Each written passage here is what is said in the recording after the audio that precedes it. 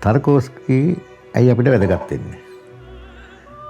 විශේෂයෙන්ම නිෂ්පාදන සැලසුම් නිර්මාණ ශිල්පියෙක්ට, කලා අධ්‍යක්ෂවරයෙක්ට ඔහු ඉතාම වැදගත් වෙනවා.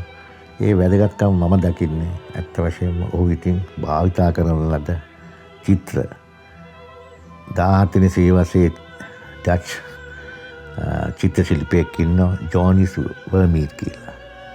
ඔහුගේ චිත්‍ර ඒ ආකාරයෙන්ම නළු නිළියන් යොදා ඒ වර්ණ සංයෝජනය ඒ රේඛා හැඩතල වලින් රූප රාමු සකස් කරගෙන තියෙනවා. ඒ විතරක් නෙමෙයි.